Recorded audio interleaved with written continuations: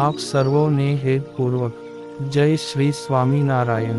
આજની સત્સંગ કથા વાર્તા નિજ મંદિર સાવરકુંડલા, પવિત્ર માઘ માસ અંતર્ગત આજની સત્સંગ કથા વાર્તામાં આપણે ચરિત્ર કથા અંતર્ગત ગામ બંધિયાના દરબાર મુળુભાની પ્રસંગ વાર્તા સાંભળશું। ગોંડલ નજીક બંધિયા ગામ આવેલું છે। તે ગામના ગામધણી વાધેલા દરબાર શ્રી મુળુભા, તેમના પત્ની આછુબા, ભાઈ જેહાજી ને બહેન લક્ષ્મીબા વગેરે આંખોય પરિવાર રામાનંદ સ્વામીના કૃપા પાત્ર હતા। ગુરુદેવ શ્રી વખતો વખત એમના દરબાર ગઢમાં પધારતા। સ્વામી શ્રી જ્યારે પધારે ત્યારે આખોય પરિવાર સ્વામીની સેવા કરીને રાજી કરે। મુક્તાનંદ સ્વામી એટલે કે મુકુંદ દાસને પણ રામાનંદ સ્વામીએ તે સાધુ થવા આવ્યા ત્યારે આ મુળુભા દરબારનું શાંતિ હાંકજો એમ કહીને ત્યાં મોકલેલા। તે થોડે સમયે દરબારે મુકુંદ દાસથી ખૂબ પ્રભાવિત થઈને સ્વામી શ્રીને વિનંતી કરેલી કે ગુરુદેવ આ મુકુંદ દાસને સાધુ કરજો। આ પરિવારમાં બહેન લક્ષ્મીબા ઉત્તમ કોટીના મુમુક્ષુ, જિજ્ઞાસુ, સાધક ને સેવામૂર્તિ હતા। જ્યારે દરબાર ગઢમાં સંતો ભક્તો સાથે ભગવાન શ્રી હરિ પધારતા ત્યારે આદર ભાવથી રસોઈ કરીને કે કરાવીને સહુને જમાડતા। તેમજ રહેવા તથા ઓઢવા પાથરવા માટે પાગરણ વગેરેની વ્યવસ્થાઓ કરતા। લક્ષ્મીબા કાયમ શ્રી હરિના મુખે કથા વાર્તા સાંભળીને પોતાના સંશયોનું સમાધાન કરતા।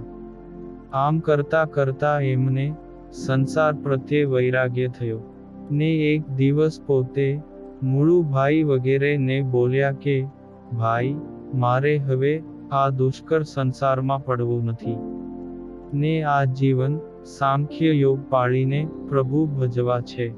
ત્યારે દરબાર મુળુભાઈ કહે કે બહેન, તમારો વિચાર ઉત્તમ છે, પણ કોઈ મહત્વનું કાર્ય કરતા પહેલા આપણા પરિવારમાં પહેલા પણ આપણે સદ્ગુરુ શ્રી રામાનંદ સ્વામીને પૂછીને જ કરતા।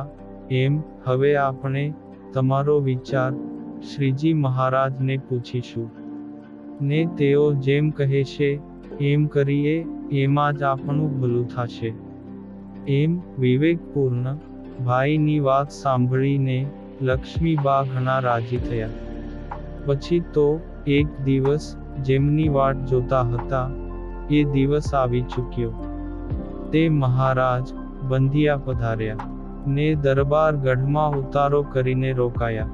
ત્યારે મુળુભાઈએ પ્રભુ સમક્ષ પોતાના બહેન લક્ષ્મીબા લગ્ન કરવાની ના પાડે છે, તો તમે જેમ આજ્ઞા કરશો એમ કરીશ। તે આ વાતે રાજી થયા છે, તો આપ એમને સમજાવો એમ વિગતે વાત કરી। ત્યારે શ્રી હરિએ લક્ષ્મીબાને ઓસરીમાં બોલાવ્યા ને કહ્યું કે બા, તમે તો બહુ સમજુ છો, વળી ગુરુદેવના કૃપા પાત્ર છો, તો વધુ કહેવાની કાંઈ જરૂર નથી, પણ તમે સંસારમાં રહીને ભગવદ ભક્તિ કરો તો વધારે સારું।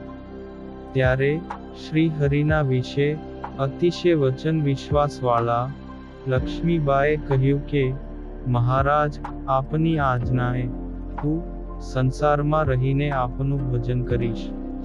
પછી થોડે સમયે લક્ષ્મીબાના લગ્ન રાજકોટના રાજકુમાર સાથે થયા ને પોતે સાસરે આવ્યા। ત્યાં પણ મુમુક્ષુ સ્ત્રીઓમાં પોતે પ્રભુ ભજન ને કથા વાર્તાની હેલી લગાવીને તપોમય જીવન જીવતા થકા પ્રગટ પ્રભુ શ્રી હરિનું અખંડ ભજન કરતા હતા।